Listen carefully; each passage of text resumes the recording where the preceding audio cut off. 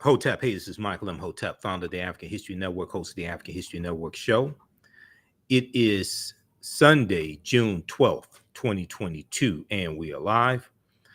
So I'm a talk show host, researcher, lecture writer, and historian. I wanted to come on just for a few minutes to talk about a 10-week online class that I teach on Sundays, from the Civil War to the Civil Rights Movement and Black Power, 1865 to 1968, and talk for a few minutes about how this ties into the January 6th insurrection and also the January 6th hearing that we saw on this past Thursday. Okay, and I'm teaching another installment in this 10-week online class today about 3 p.m. Eastern Standard Time. So as soon as I finish with this broadcast, I'll be teaching the class. You can join us in the class. You can register for it. We have the information here on the thread of the broadcast. I'll give you some more information dealing with it as well. So the January 6th insurrection continued the political violence that ended Reconstruction, reversing Black progress. And I'm going to reference two main articles here, and we're going to tie this into the January 6th insurrection as well. So actually three main articles. First, I want to look at this piece here from Washington Post, and I'll talk about this tonight on my radio show, the African History Network show, 9 p.m. to 11 p.m. Eastern Standard Time, Sundays on 9:10 a.m. the Superstation WFDF. And we broadcast here on our Facebook and YouTube channels also, the African History Network on Facebook and Michael M. Hotep on YouTube. But if we look at this here briefly, 6 takeaways from the January 6th committee's first primetime hearing. So this is from June 9th, updated June 10th, 2022. Okay, so number one, the committee holds Trump responsible for the attack. Number two, how the committee plans to tell its story. They did a masterful job. There's a lot more coming, a lot more details coming. So each one of these, we'll talk about this on my show. Each hearing, we'll talk about this on my show. Number three, a sharp attack on Trump's Republican defenders.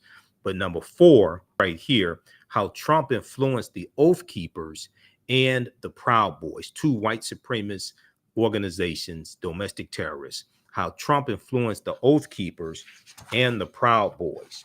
Okay, and very quickly here, if we look at this, let me see how this shows up here.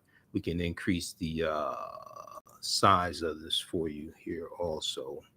Okay, so you should be able to read that. That's better. Okay, if the attack was not spontaneous, as the committee says it was not, what led to it?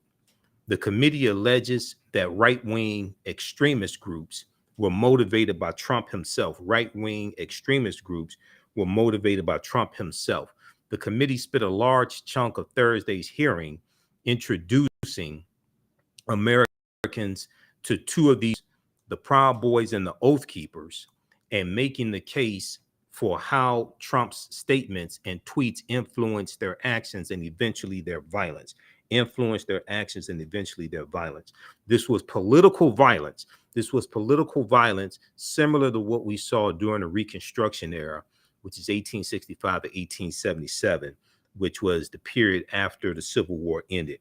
There were gains that African Americans were making, and you had white supremacists who were trying to stop those gains and take back control of state legislatures, and they used political violence to stop African American progress. And the political violence that we saw during the January 6th insurrection was largely a result of African Americans voting in January 5th in Georgia, and putting Raphael Warnock and John Ossoff into the U.S. Senate and defeating 2 Republicans, and then also African Americans voting for Joe Biden as well.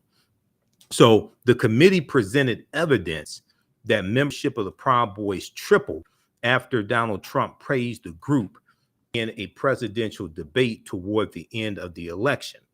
The hearing also featured footage of rioters reading aloud over a bullhorn a tweet Donald Trump sent attacking his then Vice President Mike Pence for his lack of courage. And when Trump tweeted ahead of January 6th, "Be there, will be wild, be there, will be wild," WILL, the committee said that the extremist groups took it as a call to arms.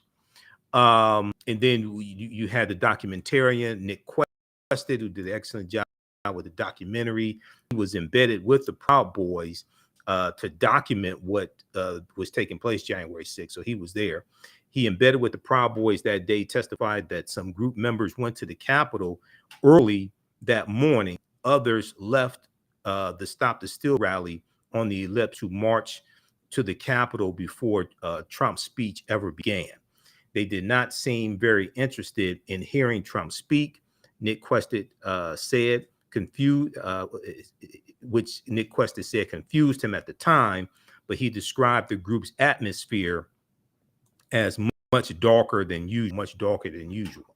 Okay, so here we see domestic terrorism. Here we see this political violence that was implemented to try to overthrow the government and stop a constitutionally mandated joint session of Congress to certify the presidential elections. Okay, it certify the presidential election results. Okay, now if we look, there's two articles from Time Magazine that I want to look at that draws a connection between the political violence that we saw January 6th and the Reconstruction era, which comes right after the Civil War. So if we look at this first article here from time.com, Time Magazine, a new report finds that states are failing to teach students about the period that shaped race relations after the Civil War. This is Reconstruction, 1865 to 1877. So this is in this 10-week online class that I teach, from the Civil War to the Civil Rights Movement and Black Power, 1865 to 1968. This is one of the periods of history that we look at, okay? And we have the information. Also, we have the information on our new website, theafricanhistorynetwork.com. Theafricanhistorynetwork.com is our new website, a new easy to use website also. And let me pull it up here.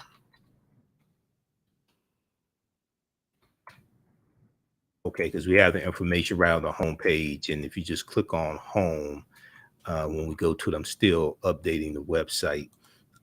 We have the information here. So I'm teaching this class today. As soon as we finish, so it'll be about 3:30 p.m. Eastern Standard Time. Normally it's on Sundays. Normally do it 2 p.m. to 4 p.m. Eastern Standard Time, but I'm running behind today. So this class right here, from the Civil War to the Civil Rights Movement and Black Power, 1865 to 1968. And let me increase the size here on the website, 1865 to 1968. Okay, can we do that? So this is an important piece of history, and this ties into directly to what's going on today also. All right, this tells us what happened after slavery ended, what were the laws and policies put in place to put us right where we are today, so we understand where we need to go from here. All right, now if we look at this, go back to this article here from Time Magazine. A new report finds that 45 states are failing to teach students about the period that shaped race relations after the Civil War. So this piece starts out and it deals with, and let me post this link right here for you all also, just a second, so you can register for the class and join us in class today. So I teach this at my online school. In the aftermath of the insurrection a year ago, okay, the January 6th insurrection, in the aftermath of the insurrection a year ago at the U.S. Capitol, many leading historians drew parallels between the violence and the Reconstruction era.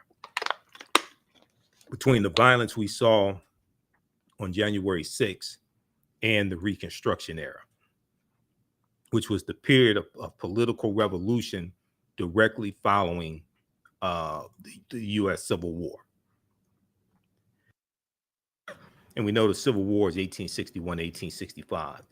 The events we saw reminded me very much of the Reconstruction era and the overthrow of Reconstruction. The events we saw reminded me very much of the Reconstruction era and the overthrow of Reconstruction, which was often accompanied or accomplished, I should say, by violent assaults on elected officials, This was said by Eric Foner, who's a Pulitzer Prize winning historian and author of Reconstruction, America's Unfinished Revolution, 1863 to 1877. He said this in an interview with the New Yorker magazine, which was published a week after the January 6th insurrection. So we saw them looking for Nancy Pelosi. We saw them saying, hang Mike Pence. We saw them trying to get into, breaking into the chambers of the House and the Senate. Okay. If they had gotten some of the members, especially Democratic members of the House and the Senate, they most likely would have done bodily harm to them. This is reminiscent of the Reconstruction era and the political violence during Reconstruction. Now, scholars say studying the aftermath of the Civil War can help put in context many of the most seminal events in the U.S. in recent history, in recent years, from the brutal murder of George Floyd by police in 2020 to the voter suppression laws enacted after African-American voters played a big role in helping Joe Biden and Kamala Harris be elected president and vice president in 2020. But despite the timeliness of the era in today's climate, many students in American schools will not get a full education on Reconstruction until they get to college. Okay, well, a lot of them are not going to go to college. Despite the timeliness of this era, in today's climate, the Reconstruction era is directly related to what's taking place and is reminiscent of what's taking place now with the political violence and the voter suppression bills against African Americans, is reminiscent of this Reconstruction era. But many students in American schools will not get a full education on Reconstruction until they get to college. Okay, so read the rest of this here. And these are all things that we deal with in this 10-week online class that I teach, from the Civil War to the Civil Rights Movement and Black Power, 1865 to 1968. So it's a 10-week online class. I'm teaching another installment today, right after finish this broadcast. So we'll start about 3:30 p.m. We have the link here in the thread of the broadcast. You can register for it. Classes on sale $60, regularly $130. And we do the sessions live. All the sessions are archived and recorded. You can go back and watch it anytime. Okay, so even if you can't join us in class live, the sessions are archived and recorded. A year from now, 2 years from now, you'll still have access to the full class. You can go back and watch it. They're archived. So the second article here that I want to look at, this is a more recent article, and this came out in May. This came out May 23rd, 2022. How white violence crushed the progressive change formerly enslaved people won during Reconstruction. How white violence crushed the progressive change formerly enslaved people won during Reconstruction. So this is why,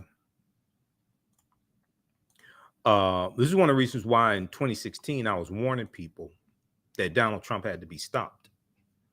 Okay, during the 2016 election season. Because I'm looking at certain things, and Trump was a throwback to Richard Nixon and George Wallace.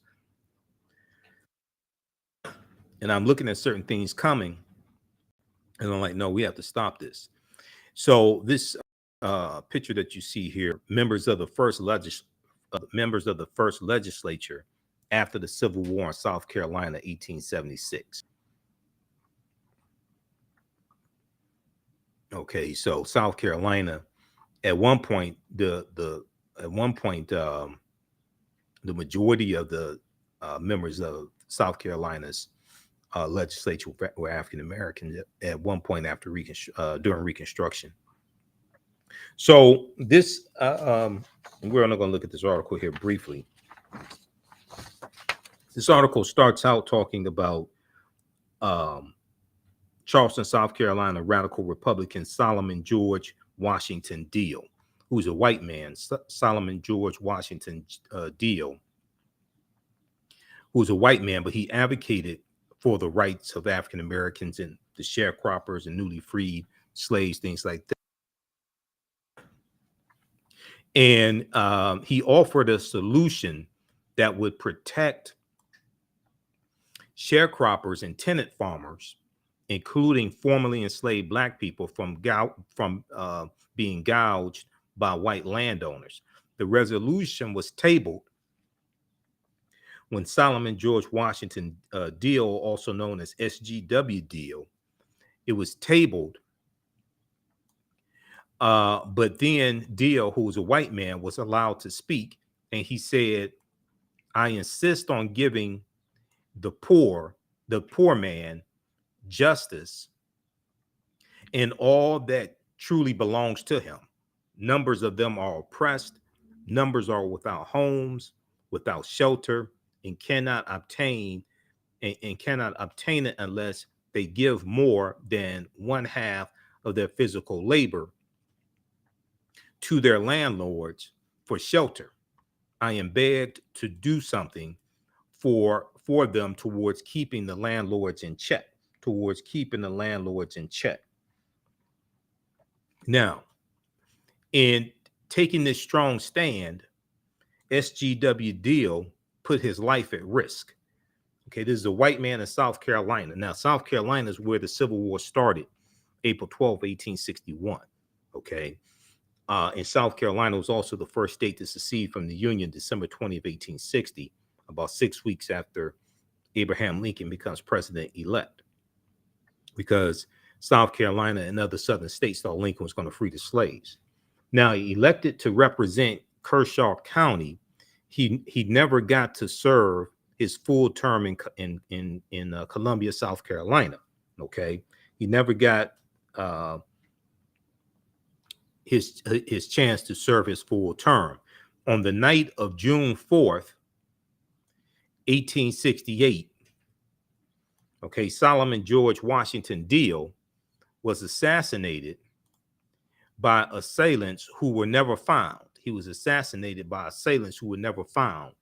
Though many reported the men belonged to the Ku Klux Klan, SGW Deal's killing fit the pattern of Klan violence against whites who acted in the interests of the poor against the interests of wealthy landowners. Deal's killing fit the pattern of Klan violence against white people. Like, white Republicans were being beaten up and killed. African Americans were being attacked. African American Republicans were being attacked.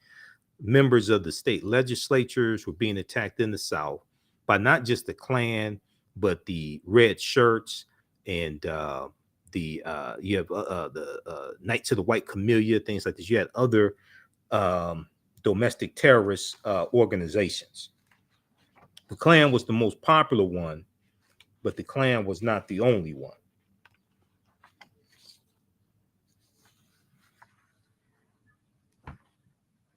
Okay, so during Reconstruction, the Klan acted as a paramilitary arm of the Southern Democratic Party and of white landowners. Okay, during Reconstruction, the Klan acted as a paramilitary arm of the Southern Democratic Party and of white landowners. The Klan's goal was simple: keep the poor, black and white, from encroaching on the economic power of the wealthy, because there was poor white people being killed also, okay, and being attacked, things like this. Now, ultimately, the Klan and their wealthy white backers were victorious, but not before the formerly enslaved and their supporters scored several major victories that were then ripped away through white violence. Several major victories that were then ripped away through white violence. The political violence that we saw on January 6th was a continuation of the political violence that we saw during the Reconstruction era. And that political violence was geared to reverse the gains that African Americans were making, reverse the gains when it came to voting, reverse the gains that it came to us acquiring land, run us out of political office, attack, beat up, or kill African American men who were in elected office, etc. And this was to maintain power, maintain white supremacy in these former Confederate states. Now, during the Reconstruction era, 1865 to 1877, and this is a period that we deal with in the 10-week online class that I teach on Sundays, from the Civil War to the Civil Rights Movement and Black Power, 1865 to 1968. During the Reconstruction era, thousands of formerly enslaved people across the South were voted into office. Okay, so it was about 2,000 African-American men who get voted into political office, local level, state legislature, things like this. And then you're going to have about 20 in Congress, okay? Most of them in the House of Representatives, but you're going to have about 20 in Congress. They controlled politics. These African-American men controlled politics, from local police departments to state legislatures, and in some instances, the governor's mansion itself, okay? Governor Bruce, Blanche K. Bruce, I'm sorry, PBS Pinchback. You're going to have Blanche K. Bruce, who, coming out of Mississippi, is the first African-American U.S. senator. That's in 1870. Now, state legislatures passed tenancy laws to protect sharecroppers and tenant farmers, passed bills making it easier for people to obtain credit, and created state agencies charged with looking out for the poor, So the Reconstruction era was this revolutionary, really period of time where African Americans are making advances, even though we did not get what people will call reparations or restitution. Still, we're going to start acquiring some land during this period of time as well. Okay, we know Special Field Order number 15, which is known as 40 acres and a mule, which we discussed in the class. We know that was reversed. We know that was reversed by President Andrew Johnson, when Johnson becomes president after Lincoln is assassinated. Okay, April of 1865. All right, so let's continue here. So what we see is how Reconstruction ending, and then after Reconstruction, the next period is going to be the Jim Crow era, where we see segregation imposed after these white supremacists take back control of the state legislatures. And we see Tennessee, 1881, pass a law to segregate streetcars, railroad cars, things like this.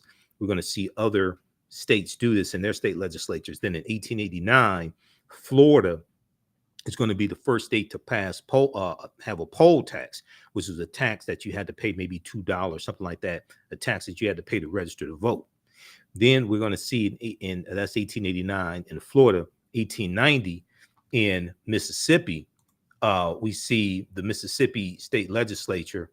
We're going to see the Mississippi Convention of 1890, where they rewrite the state constitution to impose poll taxes and literacy tests.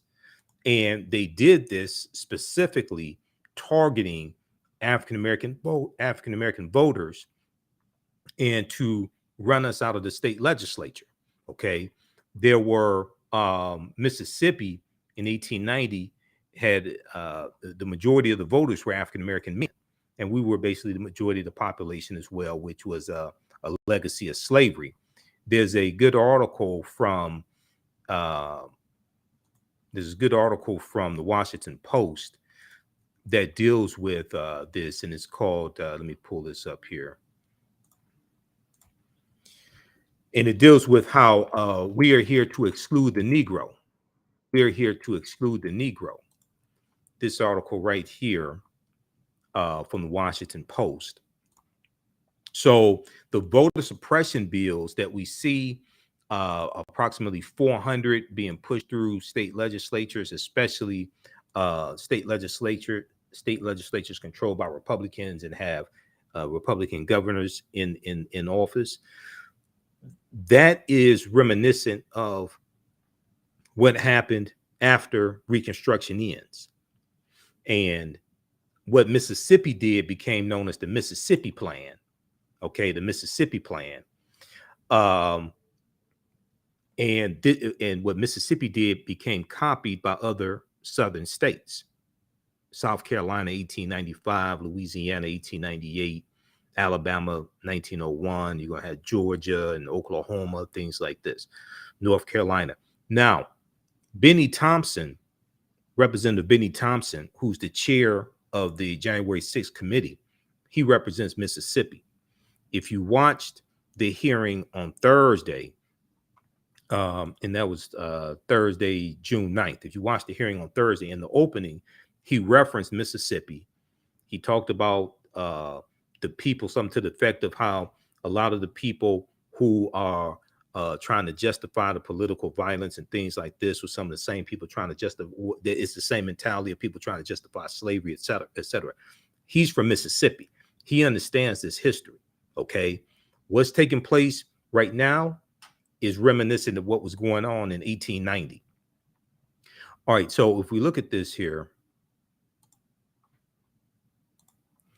the Mississippi Plan to keep blacks from voting in 1890. We came here to exclude the Negro. This article is from May 1st, 2021 by Ronald G. Schaefer. And it talks about the Mississippi State Convention, okay, in August of 1890. The convention's president was a white county judge named Solomon Saladin Calhoun. And he put the voting issue bluntly. He talked about why they were there, what they were going to accomplish. He said, let's tell the truth if it burst the bottom of the universe. We came here to exclude the Negro. Nothing short of this will answer. We came here to exclude the Negro.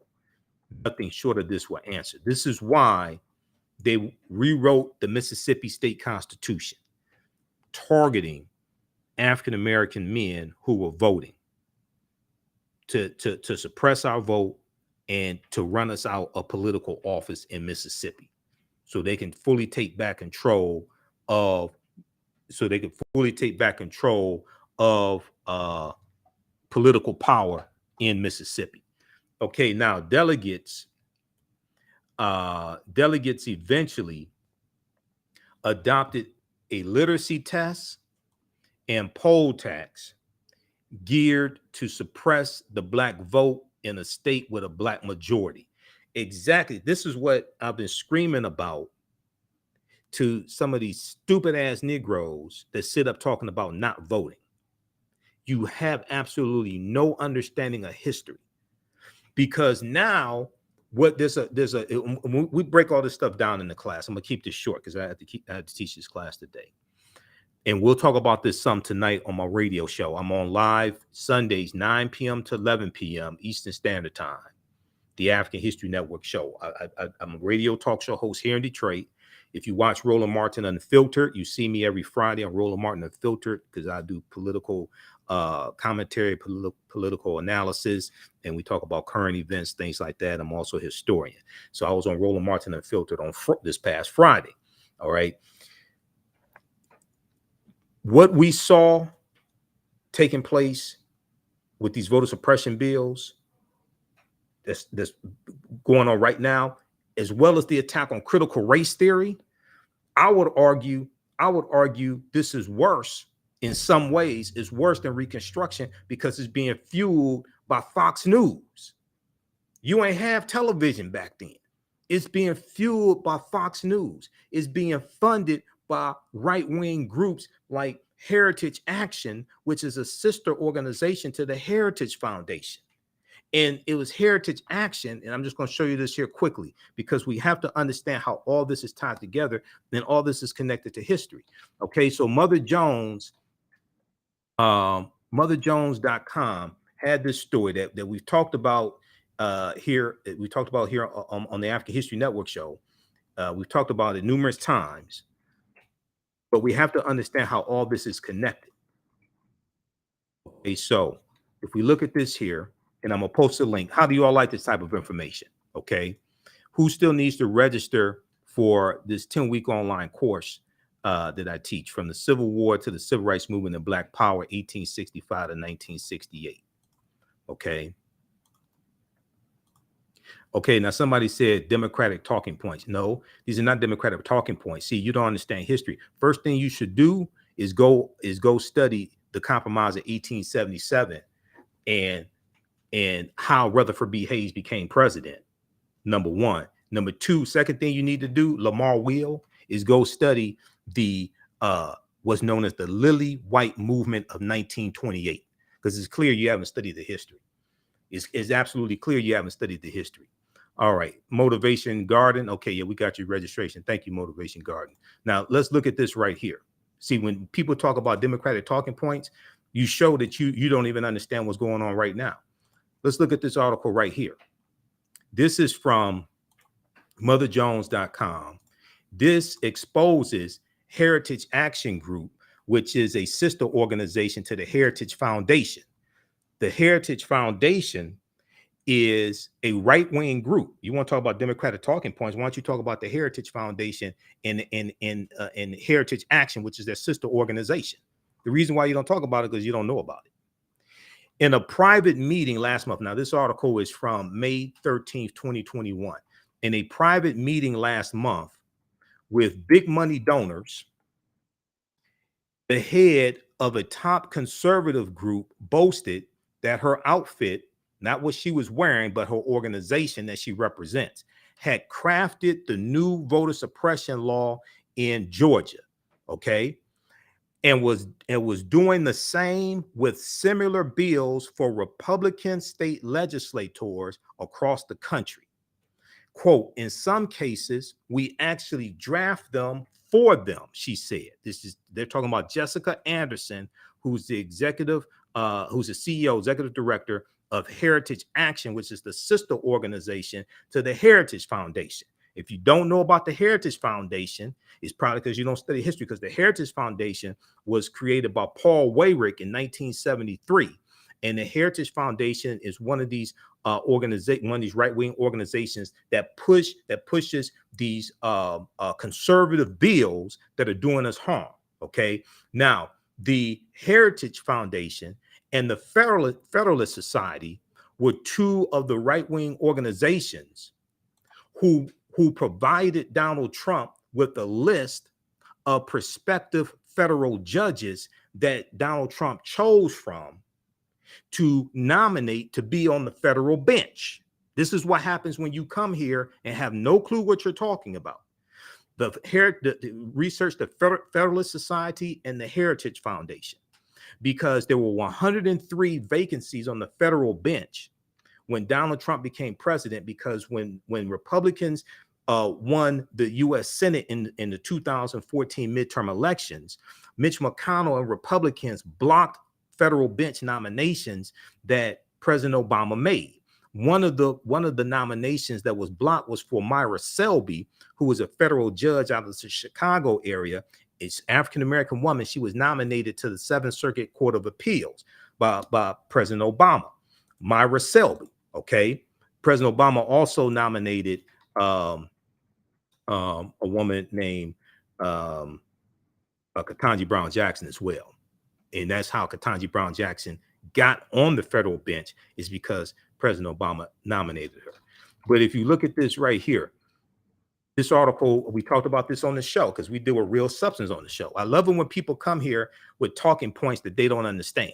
Okay. Just come here with talking points that they don't understand. Just simple Simon ass nonsense. And then you get exposed and show you have no clue what you're talking about.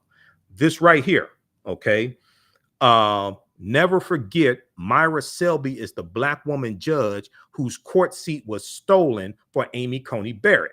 I don't have time to get deep into this. Good article by Bruce C.T. Wright, October 13th, 2020 for newsone.com, because I monitor about 35 different news sources on a daily basis.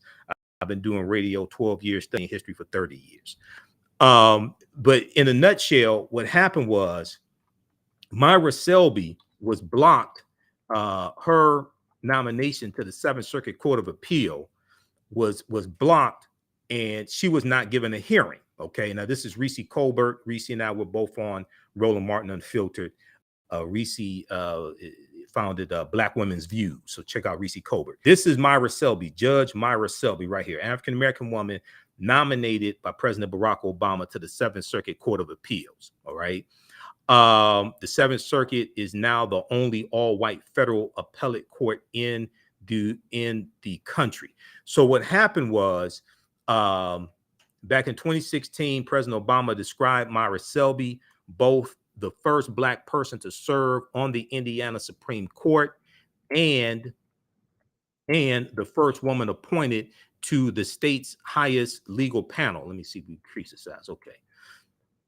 Now, in part as displaying, quote, exceptional dedication to the legal profession, end quote, and vowed that she and another judge he nominated, President Obama nominated, would be diligent, judicious, and esteemed additions to the bench.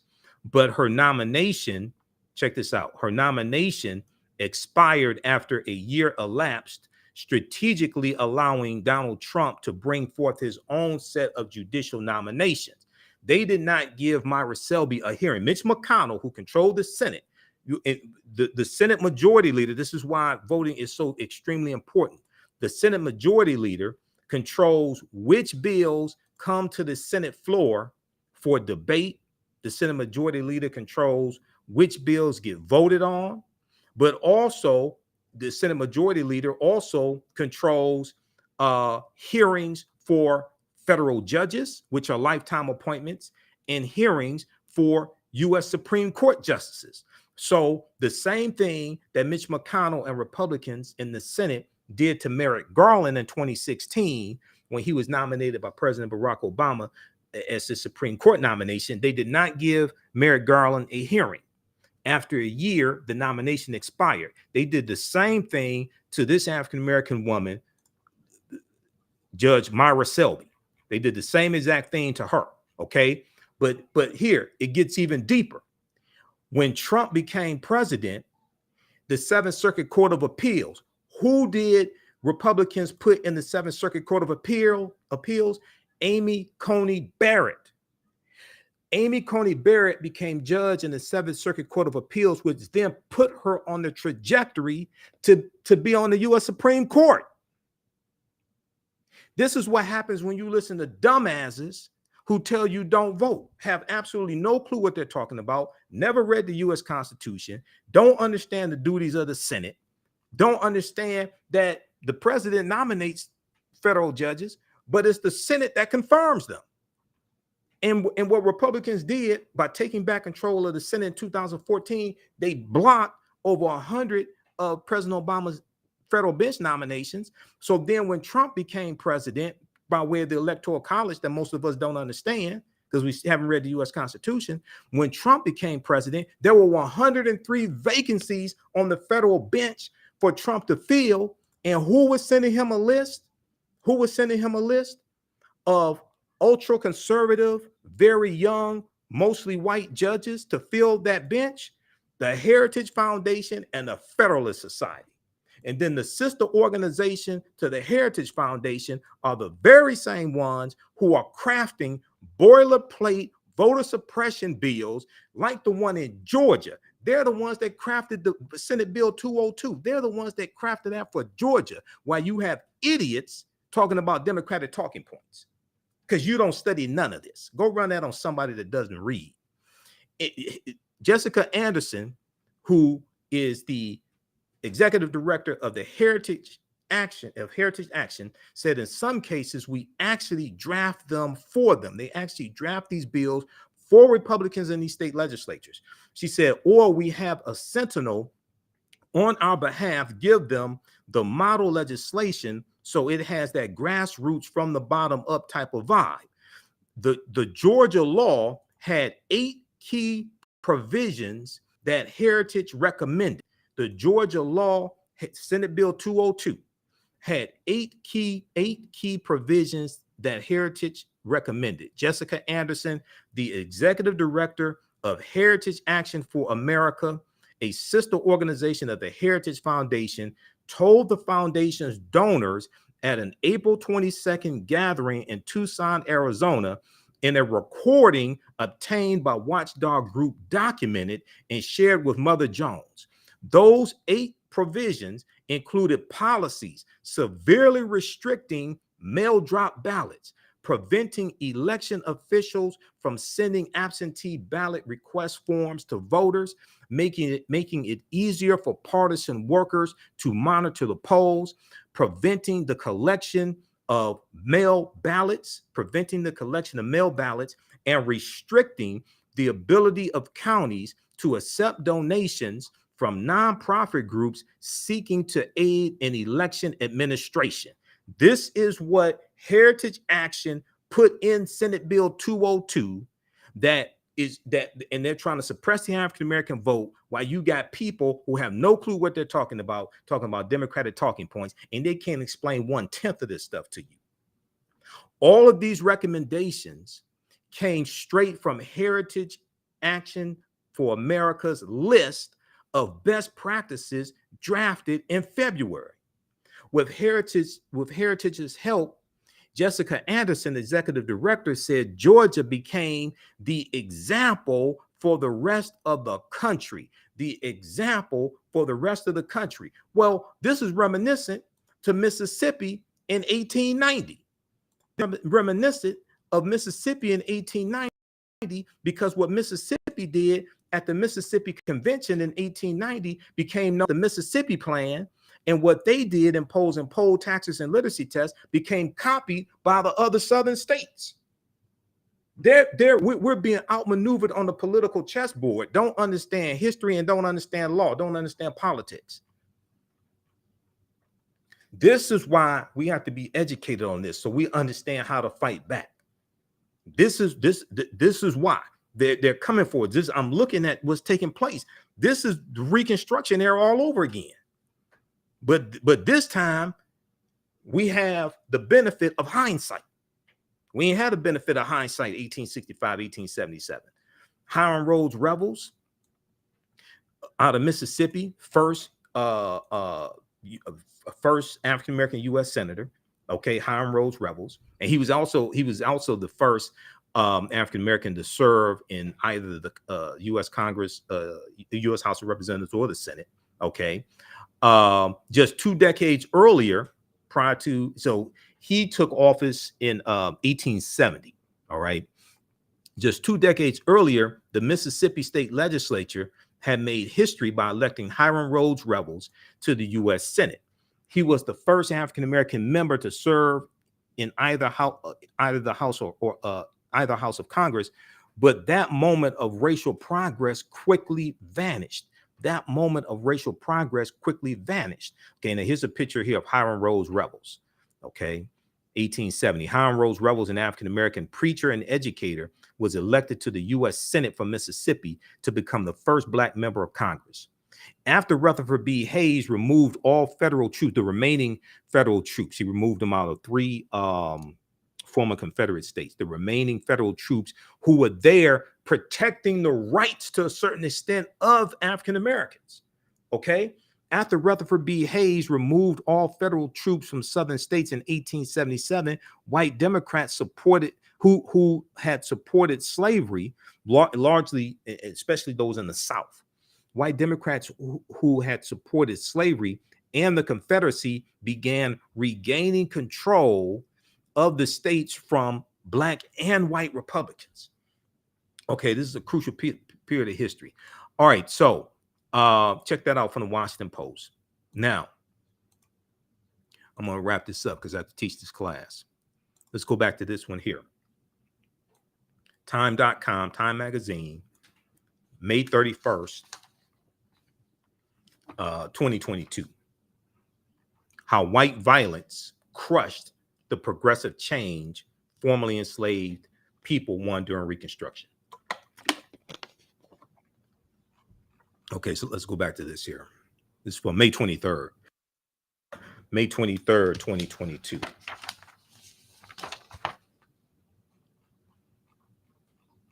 Let's go back to this here.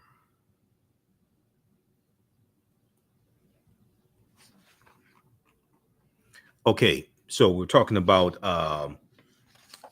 S.G.W. Deal, who's a member of the South Carolina State Legislature. And he was killed. He advocated on behalf of African Americans. He was a white man who advocated on behalf of African Americans and the poor. He was killed. It's believed by the Ku Klux Klan nobody was ever brought to justice for his murder. Okay, so during Reconstruction, 1865 to 1877, thousands of formerly enslaved people across the South were voted into office. They controlled politics from local police departments to state legislatures, and in some cases, the governor's mansion. State legislatures passed tenancy laws to protect sharecroppers. And let me try to increase the size of this here also. Okay, they passed tenancy laws to protect sharecroppers, and tenant farmers passed bills making it easier for poor people to obtain credit, and created state agencies charged with looking out for the poor. Reconstruction justices and juries, many of them black, delivered verdicts in favor of poor farmers, black and white, against wealthy landowners. So when we had this political violence during Reconstruction, it's to reverse all of this and totally take back control and suppress the African American vote. And because poll taxes were instituted, then that knocked a lot of us off the voter rolls. So then we couldn't vote to keep the African Americans in elected office, and they get knocked out. Across the South, black men such as Blanche K. Bruce, a U.S. senator from Mississippi, and James T. Rapier, a U.S. representative from Alabama, owned and operated large plantations of thousands of acres or more. Now, at the same time, let me see here.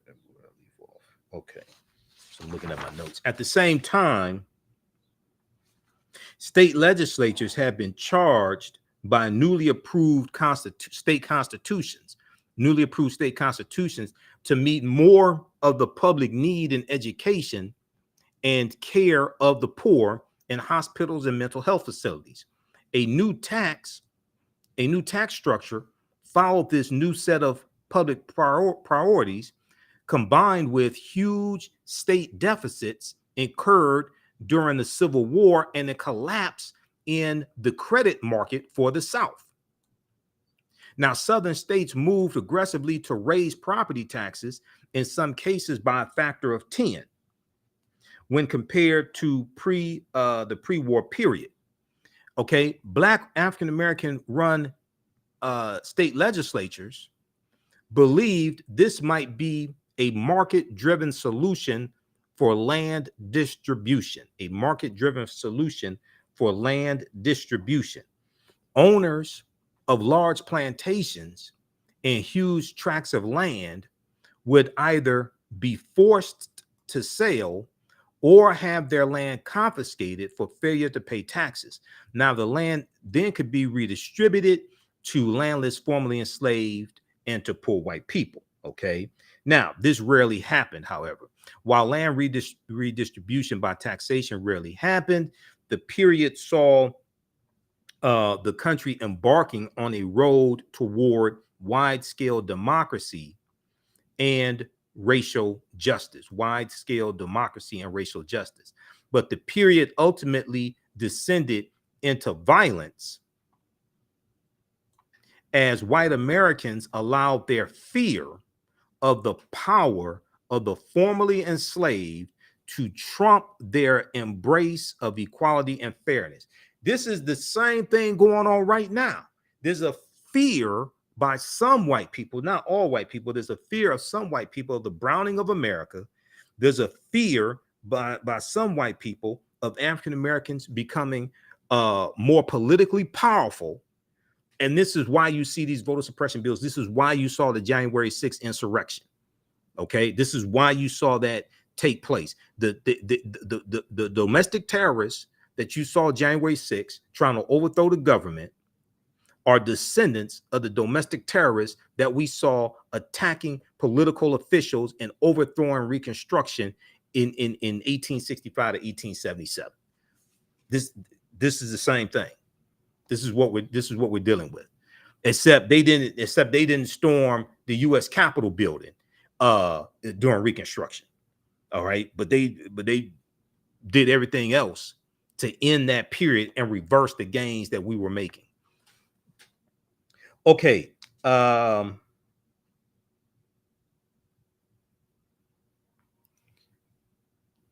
Increased taxation sent plantation owners up in arms and gave them a way to shift the focus of their attack from race to taxes. It gave the plantation owners a chance to shift their focus from race to taxes, even though race was very much beneath the taxation issue. Such anger on the part of wealthy whites contributed to the rise of violent groups supported by them, such as the Ku Klux Klan, and ultimately to an organized, successful political effort to undo Reconstruction through violence. Well, you had two domestic terrorist organizations, the Proud Boys and the Oath Keepers, who are working on behalf of Donald Trump January 6th to overthrow the government and invalidate the votes of African Americans and Latinos and Asian Americans and others. The era of Jim Crow began. Lynchings became commonplace entertainment for whites.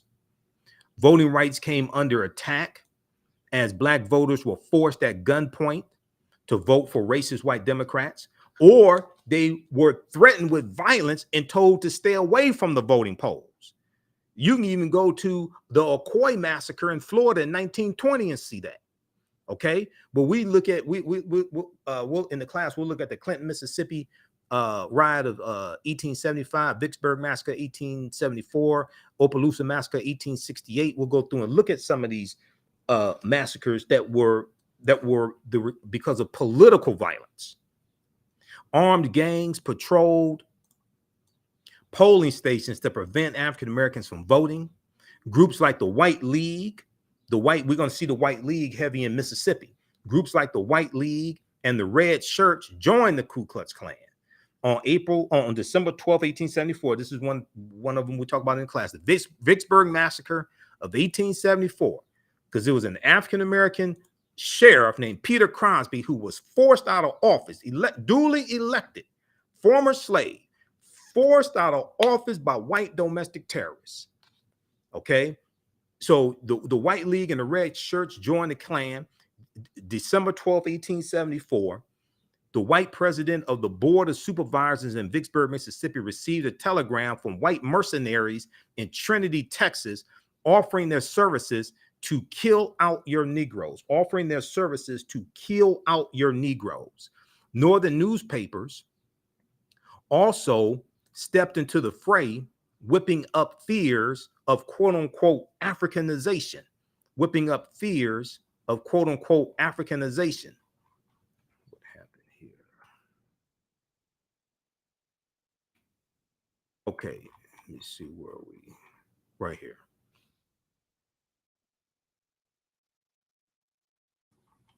Okay, whipping up fears of Africanization, the code word used to describe the widespread successful, where is it right here? Africanization. The code word used to describe the widespread successful exercise of political power by the formerly enslaved. Okay, so read the rest of this here. Read the rest of this here, this article. These are some of the things that we deal within the 10-week online class that I teach. Once again, name of this article, How White Violence Crushed the Progressive Change Formerly Enslaved People Won During Reconstruction. So this is a 10-week online class that I teach on Sundays. Normally it's 2 p.m. to 4 p.m. Eastern Standard Time, but I'm running behind today. So I'm about to teach this class now. Name of this class is from the Civil War to the Civil Rights Movement and Black Power, 1865 to 1968. And we do the sessions live. All the sessions are archived and recorded. You can go back and watch it anytime. We have the information also at our new website, which is theafricanhistorynetwork.com, theafricanhistorynetwork.com. So we have a new, easy to use website. The other one is still up, africanhistorynetwork.com, but I'm switching everything over to the new website. So we have the information here, and you scroll down, click right there, register here. We do the sessions live. All the sessions are archived and recorded. You can go back and watch it anytime. So 2 years from now, 3 years from now, you can still watch it. On Saturdays, I teach ancient Kemet, the Moors, and the Ma'afa, understanding the transatlantic slave trade, what they didn't teach you in school. We deal with thousands of years of history and what leads up to the transatlantic slave trade taking place. So that class is on sale, $60, regularly $130 also. We have a course bundle pack. If you've already registered for this class, you can upgrade. We'll upgrade you to the course bundle pack. Just email me. You get both classes for $100, okay, with the course bundle pack. And then there's some free content that you get also with the course bundle pack. All right. If you've taken any of my online classes in the past, email me at ahnshow@africanhistorynetwork.com and you'll get a 50% discount. Email me at ahnshow@africanhistorynetwork.com. Also, if you'd like to stop for information, you can support the African History Network. $ the AHN Show through Cash App. $ the AHN Show through Cash App. Also through PayPal. PayPal.me/the AHN Show. PayPal.me/the AHN Show. This helps us keep doing the research, stay on the air, keep broadcasting, pay some of the bills, etc. All right. And then my radio show will be on Sunday, 9 p.m. to 11 p.m. Eastern Standard Time. We broadcast right here on Facebook, the African History Network on Facebook, and my YouTube channel, Michael Imhotep, IMHOTEP. Then also on 9:10 a.m. the Superstation WFDF here in Detroit. So you can listen. You download the iHeartRadio app. Here's me in the studio. You can download the iHeartRadio app. Search for 9:10 a.m. WFDF. You can listen live, but also search for the African History Network show on the iHeartRadio app. And they have my audio podcast there on my shows, about 300 of them. They have something like that. All right, we have to get out of here. Remember, right now is correct. Wrong behavior is not over till we win Wakanda forever. And we'll see you in class. Peace.